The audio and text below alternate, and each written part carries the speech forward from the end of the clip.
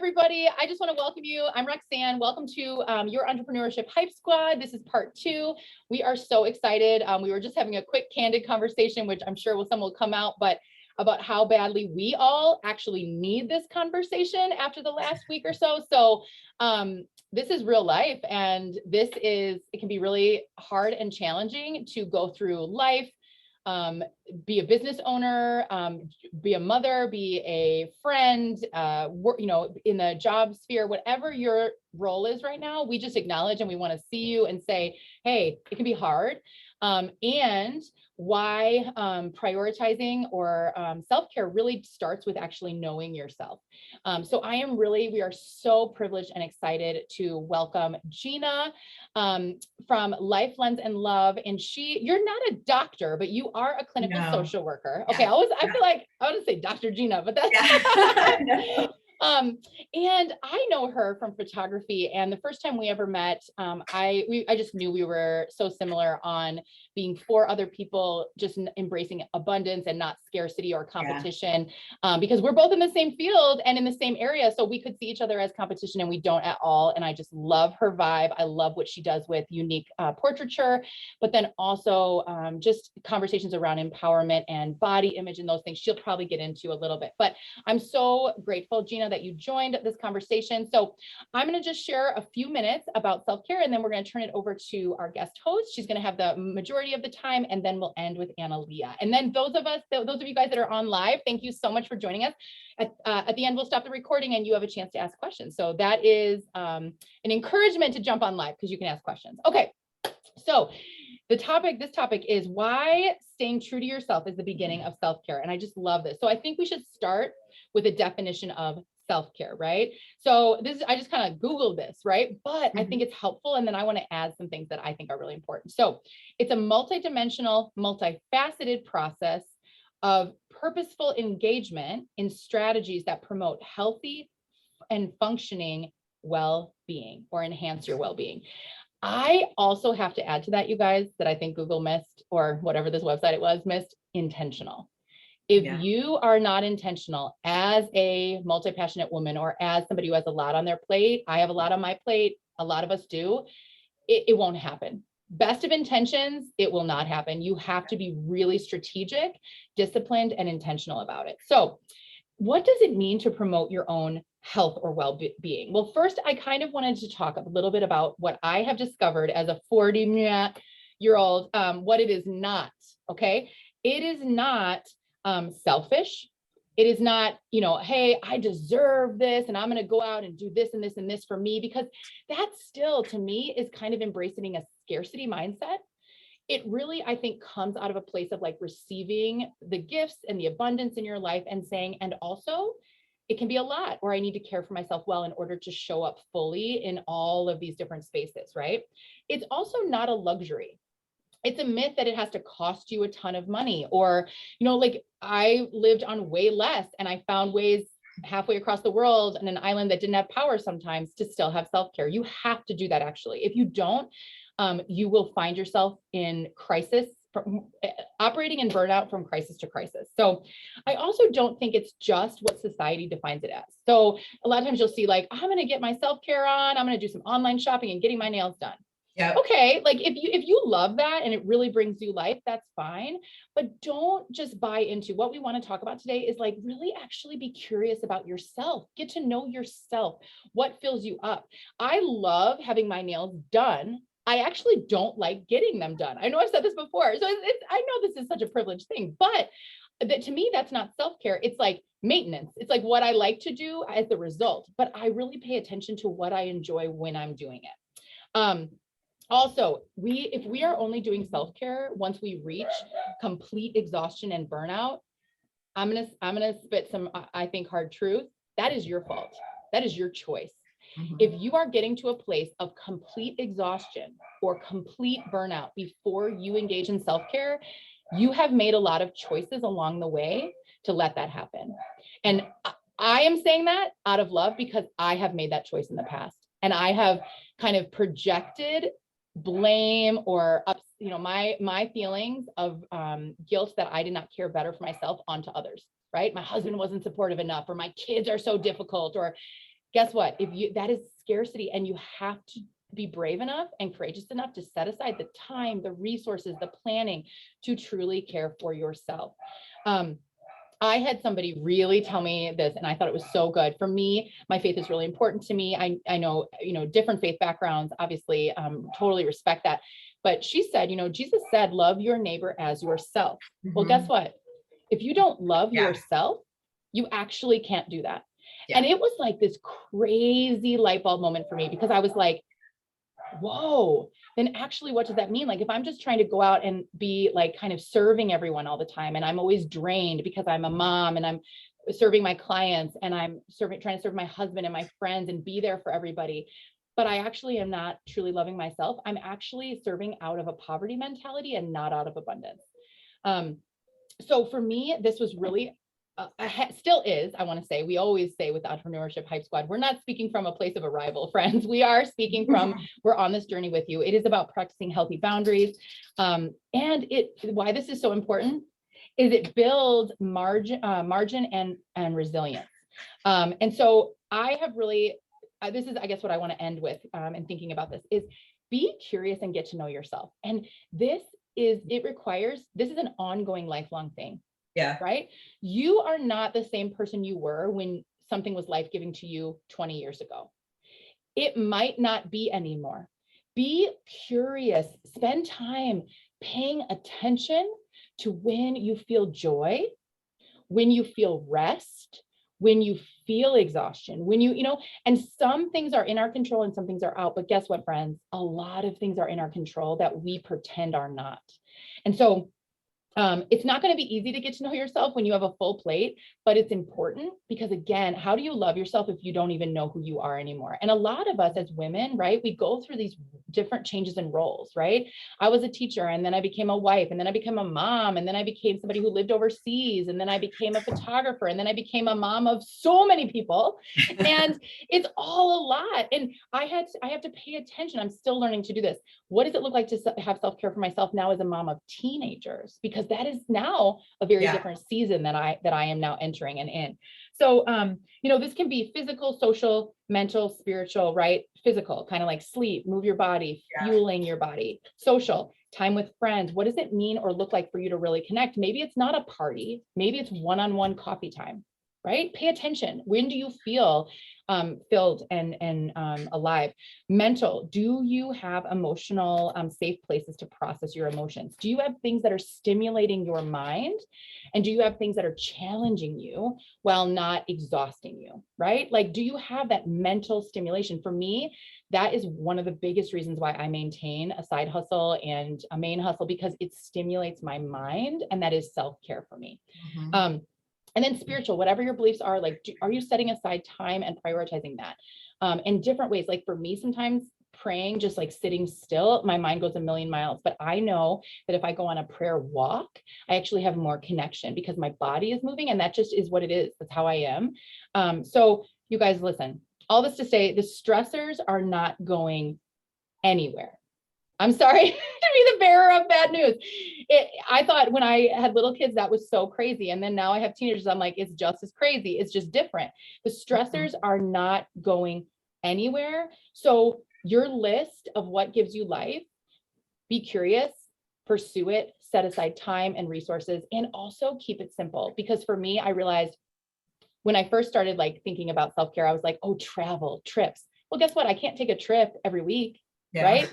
I, though, can have coffee with a girlfriend every other week. I can take a walk around the block, or, just do some of the things that smell really good coffee. I can do that every week, right? Those little things. So pay attention, be curious, know that this journey is always evolving, but it is worthy of pursuing, and you are worth it. Because especially if you are trying to teach your family, your children, your, clients, that you see them and love them, see yourself and love yourself.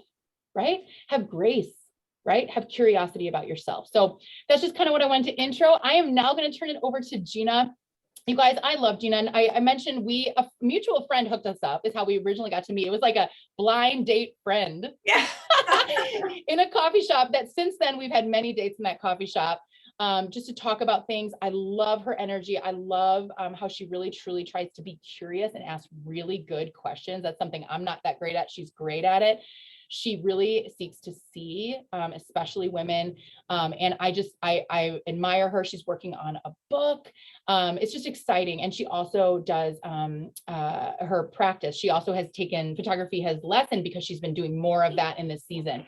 So I knew that she was the person that would be so amazing. And I invited her just so you all could learn because I wanted to learn from her. So I'm really just selfishly wanting to learn from her, but I'm going to turn it over to Gina. Thank you so much for being here. Oh my gosh, thank you so much for having me. I mean, first of all, Roxanne, like right back at you with all of the things that I have just like totally absorbed and have loved and getting to know you. And like, it's always just such a treat to spend time with you. I just always feel so like energized and inspired. I just, your story in your life has been very inspiring for me too. And I just am really grateful to be here. First of all, I think like what you guys are doing with these conversations is so impactful. And I mean, like, you know, that first episode in and of itself, like so much wisdom. I just listened to it and I was like, well, drop the mic. Like, I don't know how I'm going to step into the shoes after that, like big shoes to fill, but it really was like covered so many bases and it was like jam packed with wisdom. And I think even just like what you just said, Roxanne, I mean, I think like, you know, with you kind of like riffing on your own kind of knowledge and wisdom and ways that you think about self-care, like I agree with so much of that. You know, I talk a lot in my clinical practice work about reversing the golden rule. I think we're all like such good caretakers, but you know, we tend to kind of like need to think about like, you know, ourselves in the mix too. And there's a lot of reasons why we struggle with that. But I say that to people a lot, like treat yourself the way you would treat others, reverse the golden rule. Like we just really struggle with that. I love what you talked about in terms of curiosity. I use that word. If I had $1 for every time I told my clients to be curious about something, I'd be on a yacht in the Mediterranean. I love that word. I think it's a great word because it sort of takes the pressure off and just has us like open mind, open heart, right? And I think like, you know, some of the points that I want to make are very similar. And then there's one little point where I might just like give a little bit of like, you know, something that I want to kind of challenge. So first of all, I think, you know, we have to kind of look at the reality that we are, you know, living in a culture of burnout. Our culture does not support self-care. It does not ignite the spirit of self-care. We are living in a culture of burnout so much so that like us clinical people are starting to call it actually like hurry sickness. And like busy has become the new normal. And, you know, I think we have to just kind of look at that with this kind of very real acknowledgement of like, that's not how our hearts, minds, and souls are built. Like we are primitive beings living in a modern world, and everything, both psychologically and biologically, is not designed to live in burnout hurry culture. It's making us sick in every way, spiritually, emotionally, physically. And we need to kind of acknowledge that's the culture that we're living in. And decide that we don't want to participate, right? So let's look at some of the roadblocks in terms of like how it's hard sometimes to not buy into the kind of burnout culture. I mean, I think sometimes our personalities can make that hard, right? Like if we're perfectionistic, if we're driven, if we are type A, most entrepreneurs, I would say kind of operate that way. I will out myself and say like, I am working very, very, very hard in this season to recover from my own pretty extensive time living with some hurry sickness and some burnout. And I can kind of talk a little bit about that, but like, I am very much in a season of trying to practice what I preach because my personality is also wired to buy into burnout culture. You know, another thing we have to kind of look at, like the, you know, the people pleasing, the nurturing moms in us, that's all part of it. I think, you know, one thing that's interesting and been very impactful for me to learn is that 20% of the people are what we call highly sensitive people. And I'm actually in this 20% of people. Most creative people, yeah, a lot of creative people are highly sensitive people. And what we know about this 20% of the population is they have to navigate life a little differently. Like they might be the empaths. They might be the people that kind of absorb things a little bit more. They tend to fall into certain types of professions, like creative professions, helping professions. But we have to be even more careful with our boundaries in terms of burnout because we're more susceptible to it. We just get more stimulated more easily than the average bear or the other 80% of the population. And we have to know that about ourselves. So guilt, you brought up guilt, and that is by far and away one of the biggest barriers, I think, to engaging in anything self-care related. And that's a whole separate conversation we could have about why do women especially fall prey to feeling guilty about taking care of themselves in the most basic way.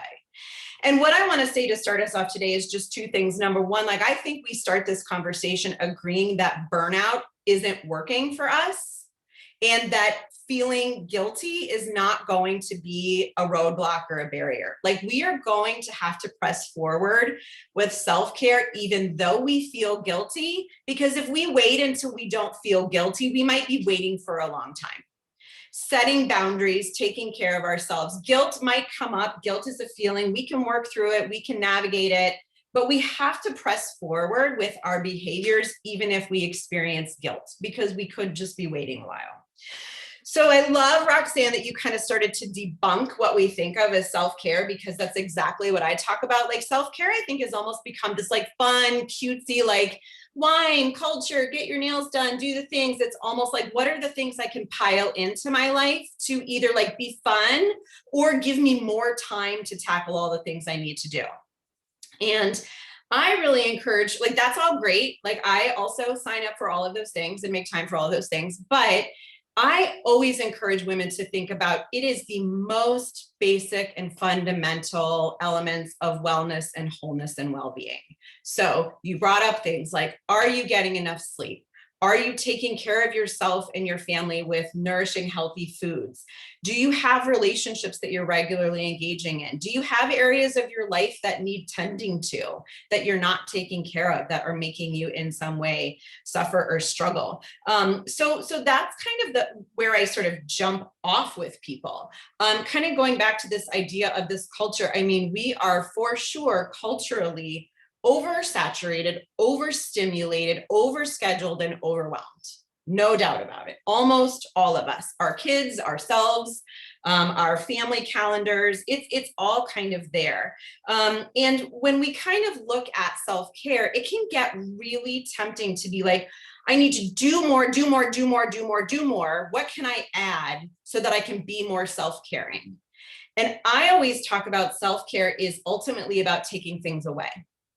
So it kind of goes into this concept that I love. It's actually a concept taken from like gardening and plant care, which I'm admittedly like terrible at, but it's called pruning. And what pruning is it's removing some of the parts of the plant that aren't necessarily sustaining or sustaining life, and really cutting back to the parts of the plant that are the healthiest and strongest and thriving the most. So I recently heard this speaker kind of talk, and he said something about this. He said, if you really want to see something grow, prune it. And I thought that was just such an incredible way to think about your business or your creativity or your time or your life. I think that we are kind of talking about self-care, but what I loved about what you invited me to speak about was like how self-care is related to staying true to ourselves. Like, how are those things connected? How do those dots align? And I think that if we want to ask the question or be curious about like, what's really true for me? Who am I? What gives me the most life? If I were to prune, what things would I leave behind? We can only answer those questions from a place of quiet, silence, stillness, and peace.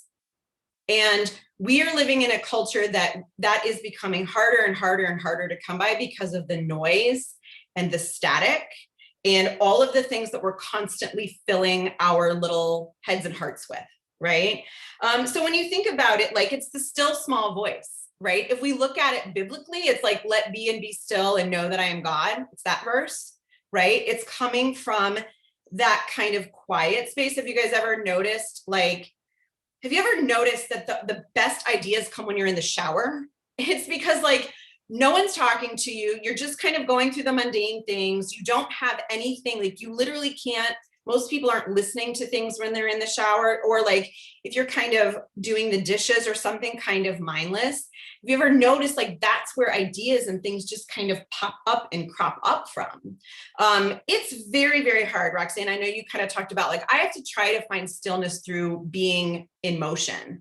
And I feel like that's been true for me for a long time too. Even when I was trying to cultivate a practice of meditation, it was always like, how do I trick it and flip it so that I'm still engaging somehow? It's incredibly difficult to really think about silence, stillness, calm, clarity, and coming from a place of being so quiet, or maybe even so bored. Like we don't experience boredom anymore. No one experiences boredom anymore, which is actually kind of sad.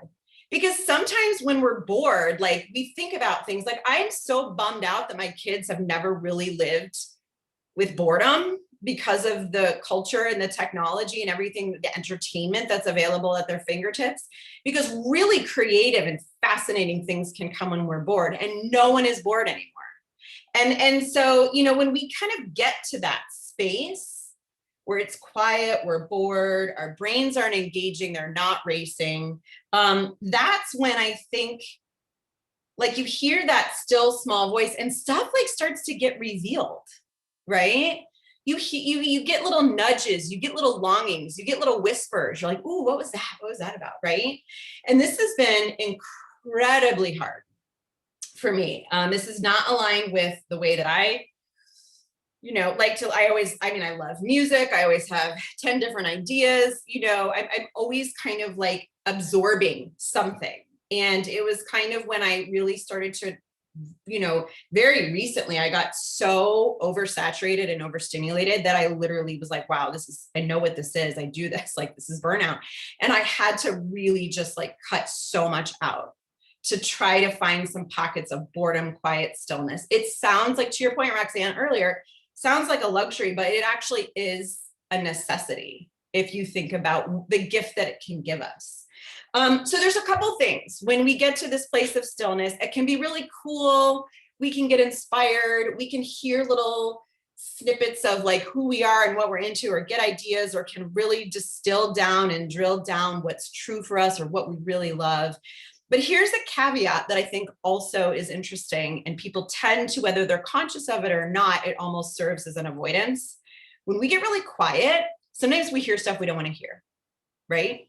Sometimes we're confronted with things we don't want to deal with. We're confronted with things that aren't working for us. We're confronted with areas in our life where we need to set better boundaries, areas where we're not taking care of ourselves, and we just could stay really busy and over functioning and completely ignore all of that. And it's hard, right? So sometimes self-care is doing hard, ugly things rather than like the beautiful, fun things, right? And that's what I think we sometimes don't necessarily always want to kind of see or look at, but it is a part of being true to ourselves, right? So when I think about a couple of other little things just to kind of consider in terms of staying true to ourselves, there's another concept that I think that's been really powerful for me and I think is interesting, and it's this idea of breadth versus depth. I am the kind of person where I could have a list as long as my arm of all of the things that I want to do, right? Like I sometimes joke, like I'm going to need 7 lifetimes to get through everything I want to do, whatever that is. And what I've kind of started to realize is like, I can be okay or mediocre or like sort of get into a lot of things, focusing on breadth because I'm really interested in all of them. Or I can really narrow down to a place of depth in a couple of areas. I think for those of us that like kind of grab life, you know, by the horns and kind of have all of these different interests and all these passions and are entrepreneurs, I think if we were all to be really, really quiet and still and honest with ourselves in any season of life, I loved how in the first episode you talked about seasons. In any season of life, there are really only a couple of things that we're truly connected, feeling passionate about, and feeling like we have it in us to give energy to. And so for me, it's become really powerful to pay attention to those seasons and kind of realize that like there is power in picking a couple of things and going more deeply than if I were to have a lot more and more of a breadth perspective. So for me, what that's looked like is this idea of this book. You mentioned working on this book, and it came to me and it wouldn't leave me alone. And I didn't really know what I was doing. And I jumped in, and all of a sudden I became so passionate about it that even though I'm passionate about other things, it was clearly standing out as something that wanted, and if I was going to do it right, needed me to go deeply into it. So I did have to prune other things. So in terms of my photography, you know, you mentioned like I've had to cut some things down. Here it is, the middle of May. I've only literally shot a couple of photo shoots this whole year, a couple. And it's like, okay, it's a little bit of a bummer. I've not been able to put my heart and soul into my photography work the way I've wanted to, but also it's giving me life in another area. And I know that will be there. And I know that I can come back to that. And I can maybe even come back to it with a totally fresh perspective, right? So that's where kind of seeing it seasonally and focusing on depth versus breadth actually can be really impactful. You know, one last thing that I think can be helpful in terms of kind of figuring out like how to be true to you is just quite simply asking the question of like, does this work for me? You know, being, like I said, you know, being someone who is a highly sensitive person, I'm an empath, but I'm also in a field where, you know, I have to be careful how many people I could take into my clinical practice, and how do I manage that practice, right? You could line up 10 different therapists and they would have 10 different caseloads and 10 different ways that their clients can access them or work with them or whatever. And I had to get really clear on what works for me. Right? So these are the days I'm in the office. These are the hours that work for me in my schedule. This is how I handle emergencies, right? This is how I handle if you need me in between sessions. And I had to really drill down and sort of learn the hard way what works for me and what doesn't, stripping away that like desire to want to help people and the caregiver and the empath and the, oh, I feel like someone needs me and all of those things. What works for me? Right. And in terms of even looking at that through the literal lens of photography, you know, I was doing family photography for a number of years and I loved shooting families. I still love shooting families, but I sort of had this thing that I would say out loud fairly regularly, like, I like family photography, but if you gave me one person and told me I could shoot just one person for the hour, like that's all I would want to do. One person, and just really go deeply into how do I capture that person.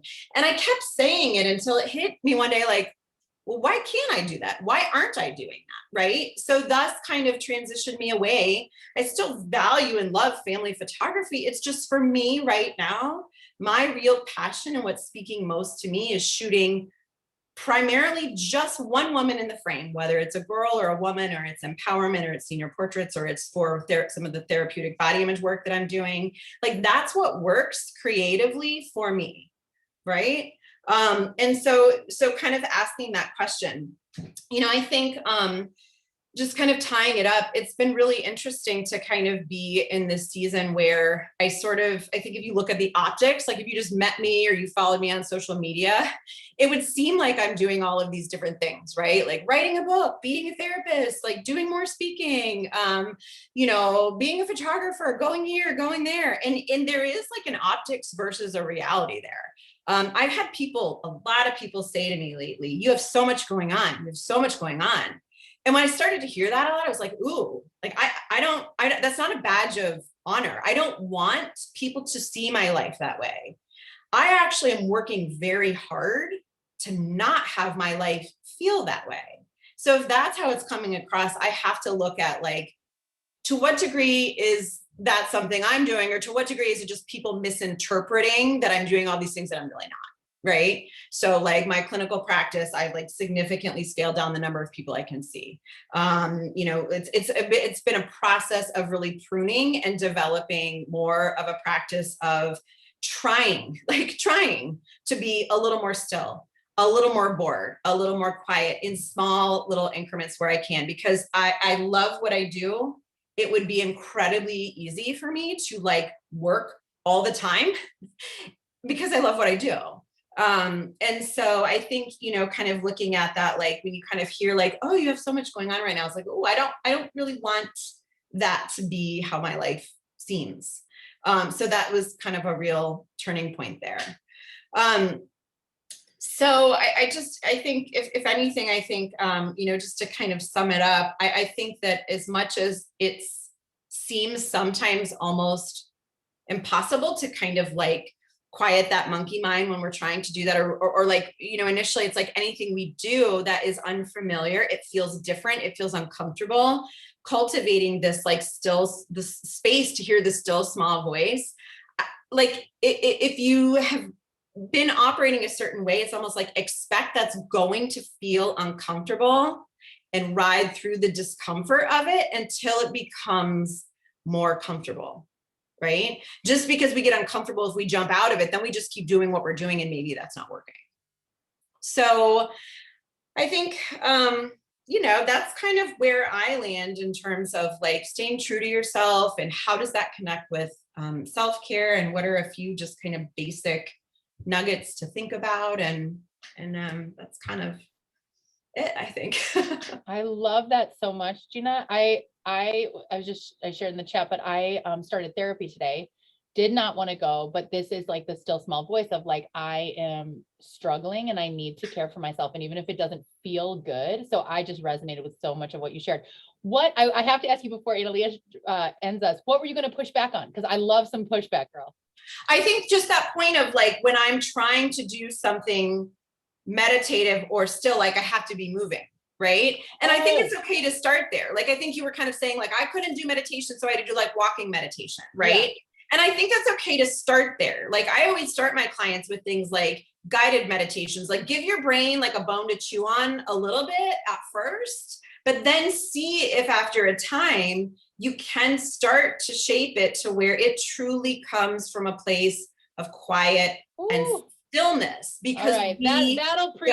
You're speaking directly to me right now. Why you got to talk about me? All right. Yeah, because we don't have anything in our culture right now that acknowledges that, allows that, teaches us that, and celebrates what can come out of that. Wow. That's a whole word. Okay. That was so good. All right, Adalia.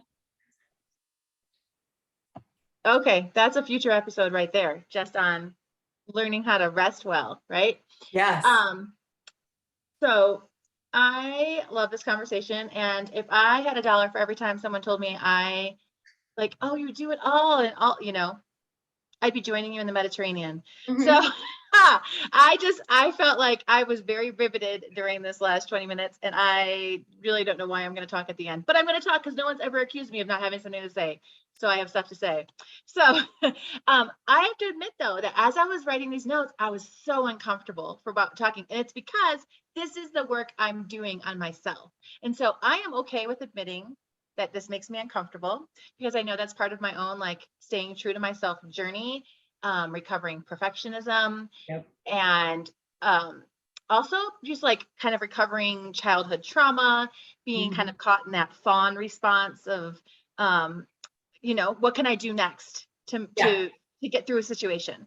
And so this is my self-awareness. And I was really like, I told Roxanne earlier today, I was like, it was like preaching to my own heart this morning, as I was like, can we cancel? Because I'm a little bit overwhelmed. But that's actually when I need to show up for myself first, and then to be able to offer value to others. All right. So I once read that when we see ourselves clearly, we are more confident and more creative. And those are two words I want to use to describe myself, and I want others to feel like they can identify with too. So this is why I feel like self-awareness has been something I work on and I'm struggling with. That's okay. I feel like there's so much more freedom though into leaning into who I am if I know how I've been created and I'm not blind to my weaknesses. And I also can kind of confidently state out, this is what I'm good at. This is what I enjoy. And when I dig into that, I see myself more clearly, and then I'm offering more to other people. But self-care, like I'm so glad we've had this conversation, a couple definitions, is not my favorite word. I typically avoid it like the plague. I don't use it in my writing. I don't use it in my speaking. I've done public speaking. I've done book work, and this is just something I avoid because there's just so many weird connotations to it that I want to avoid. Yeah. And yeah, like I feel like I could get behind a lot of what's been said here though, because what makes me have a problem with self-care, the phrasing and the ideas of it, it's either that it's like, it's defined in a way that gives us like, I don't know, the purpose that I don't want to like attach to my days or my life. Like it's like an I deserve this mentality, or it's basic self-maintenance that we're calling self-care and acting like it's a luxury. And I don't want either of those things to be true. Like I don't want to ever think I deserve something I don't deserve. I also don't want to, I used to for a long time call basic self-maintenance like luxurious. It's not luxurious to wash my face at night, but it felt like taking the time to slow down to do that stuff was. So I do recognize as part of like who I am and becoming attuned to who, like my trueness to myself, is that I can tend towards carelessness. And so part of my journey to learning how, like who I am, is getting in tune with that. So I'll talk about that a little bit more specifically, but I tend to neglect my body and my soul. And I have often chosen in the past to work to past the point of exhaustion. And sometimes I've called that duty, like, and it was based on what I thought I was responsible for. And sometimes that was just to maintain this illusion of control. And I like have now recognized that, like, it's not either. I'm not being called to ever push myself past exhaustion. That is false. That's a lie. But I also let's call it what it is. I cannot control things. But if I feel out of control, I'll just do more. I want to do more to get there. So I actually landed in the ER twice in a 1 month period a couple of years ago. And it was such a wake-up call. I had chest pain, shortness of breath, swore I was having a heart attack at the age of 41. And it was this just huge neon light, like you have to change how you're doing things. And so my life circumstances did not change. That's just what they are. And so parenting 5 kids, some of them with very extreme special needs, my own chronic illness, and just other life circumstances that just aren't for public consumption, right? Those haven't eased up. But, and actually I feel like if anything, because we've all lived through the last 2 years, my emotional reserves are more depleted than they were. But I feel like I'm at a healthier point when it comes to maintain, not trying to do more than what I'm called to do than I was then. And that's because I feel like I have dug into this and I have done some of the uncomfortable work, and I'm still willing to have an uncomfortable conversation about where my time is supposed to be. And so I go back and just say, like, I don't use the word self-care. Here are some phrases I use instead that I feel like connect in case somebody else needs new phrases for themselves. Mindfulness, self-compassion. I mentioned self-maintenance earlier because I feel like that is, like, there are some things that are just about basic self-maintenance, like, and then life-giving list. And I know Rox touched on that because I will preach to the end of my days about how learning about what brings true joy to my soul is a necessity and not a luxury in my life and not a privilege, right? So I stopped, like, kind of like my death grip on being in control of what's not my responsibility is my biggest accomplishment of the last couple of years. And just learning how to breathe deeper about that. Because when I know that when I lack self-awareness, not only am I misunderstanding myself and my calling, but I'm going to misunderstand others too. And if I misunderstand them, then I can't be like, people need my most calm and aware and present self. My children need that. My clients need that. Because if they're not getting that, then I can't not have the biggest impact on them. And then I'm not using my time as, like, intentionally. That's when I bring the most value. So we can be on this road to burnout, and that's a whole other episode too. Can you come back and let's talk about burnout some other time? Sure. I think that'd be great. But here are my 3 tips that are my 3, I think, biggest life changes I've made to kind of getting off that road to burnout. And one of them is, I love when this happens. We talked about this, like, I don't know, did we use this word synergy in the last episode? One of them is called pruning. So I have a huge gardener. That's just one of the ways I connect with just my deeper purpose and who I am as a person and who I've been created. But I wanted to add on to your definition of pruning, because if you're not a gardener and you haven't done actual pruning, like in the wild, you might not realize that it's not always getting rid of stuff that's not as healthy, or that is like just going to like stunt growth. But sometimes you prune good stuff. Yes, like, yes. It's so good. Like when you prune a tomato plant, there are very specific parts of that tomato plant you need to prune in order to have a better harvest. And those aren't bad parts of the tomato plant. They look healthy, they're fine, but they will like limit the amount of fruitfulness. Or I always think back to about 15 years ago when I tackled my first grapevine, because we had moved into a house with a grapevine. And at the end of the season, or like basically when it was time to take care of it, I had read my research and I thought, but they want me to do that? Like they want me to cut it? Like just go ahead and cut it. And I did. And I was so nervous because it all looked so good and so beautiful. And you know what? My grapevine thrived because I did what was necessary for its long-term growth. But what I did was get rid of good stuff. And so I think about that concept a lot when I'm talking about my personal life. Like I sometimes have to get rid of the good stuff to get better stuff, or to really, this is a phrase we have up in our house. As a homeschool family, we teach Latin, so it's kind of a thing here, but we have this phrase that I keep up over my school area, and it says multum non multa, and it's Latin for less is more. And the idea is that we are going to go deeper with just a few things, and that we're going to get a more fruitful experience with it, a more fruitful learning. And so I just thought that was so neat, because the less is more, the pruning down, like that is just key in like my experience for like really staying true to yourself. Because also I am a person who loves lots of things. And so, so for example, one of my businesses is a fiber art business. I've written a craft book with it. I have done amazing projects, but I had to prune that out of my, prune how that looked out of my life a lot after that emergency room month where I had gone in a couple times, because it was no longer serving my greater calling of the things I needed to spend time for in that season. And that was hard because I loved that. And it was beautiful. And it was like actually physically beautiful. And I was getting hired to do really neat things, but I knew it was not the right thing at the right time. And so pruning is my first one. The second one, choosing rest, which I think we've already talked about a few times. I actually wear a bracelet. I took it off because I was down by the pool. I wear a bracelet all the time that inside of it says, be still. And it reminds me that I can choose stillness, and that's actually going to be fruitful. One of the things I try to message out a lot on my social media is the idea of rest. Like, what does rest look like? Prioritizing it. It's not laziness.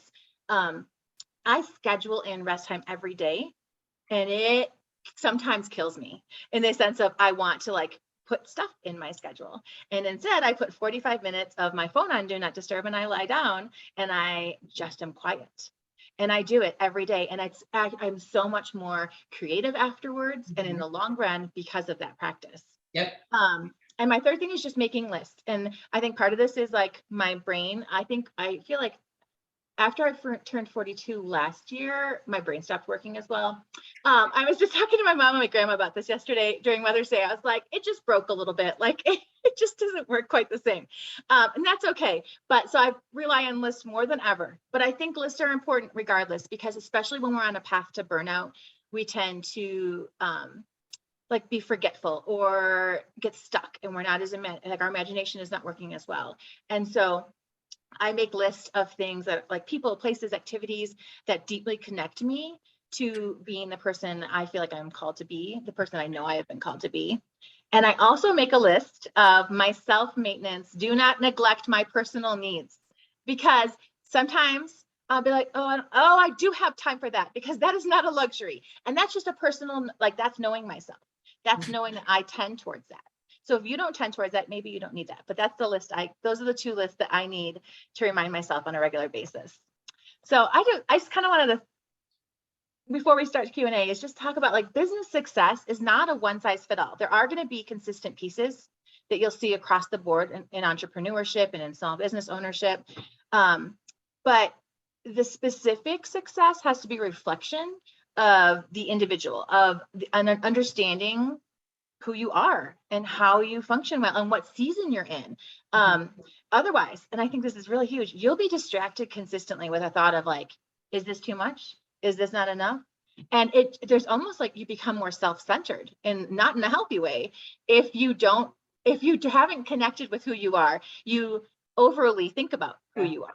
And so I think it's interesting. We all talked about, like, the things don't slow down, because I was just reading that one meme where it says, adulthood, where'd it go?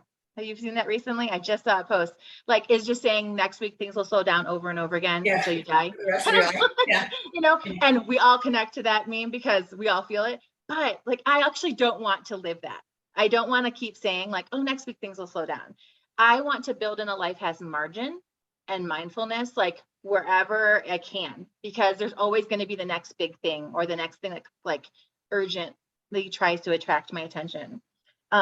So by choosing authenticity and self-awareness, I feel like it allows you to build, like, sustainable success, and that you can be proud of, and that you can kind of consistently stay curious about. So I love so much of that. I have so many notes after my notes. I'm like, oh, I'm done. Okay, I'm done. Well, you know, what I love about what you said too, Analia, I kind of jotted this down because you said something in there about, like, you know, what you want is to feel confident and creative, right? Like, you're seeking that out. Like, I want to feel confidence and I want to feel creative. And those are things that have to come, like, from within up and out, rather than, like, looking for it outside of ourselves. Wow. And I think that's where we sometimes kind of get a little tripped up too. It's like, you know, we kind of look around us to figure out, like, what's gonna make me feel creative? What's gonna stimulate my creativity? What's gonna kind of validate my work or what I'm doing in order to sort of impact my confidence? And it really, you know, I talk a lot with my clients, like, that has to come from within up and out. Like, we have to kind of, like, have 2 eyes in rather than 2 eyes out, right? Yeah. We're talking about that. So yeah. Wow, that's so good. And it's almost like getting in touch with, like, your created beauty, and then reflecting it. But, like, if you can't have the second part without the first. And so it's like we're trying, and if it's just inspiration is good, right? Inspiration from outside, but if it's only that, you're missing a piece of creativity, you know? So this was great. Okay, I am gonna sign off for the recording. Thank you if you're watching this in the replay. We appreciate you, Gina. Thank you for your time. And then those of you guys who are online, we're gonna have a quick Q&A. But thank you guys so much for tuning in. I hope you learned. Share this. Tell us your pushback, your feedback, your comments, what resonated. We would love to hear from you. All right, thanks, guys. Thank you.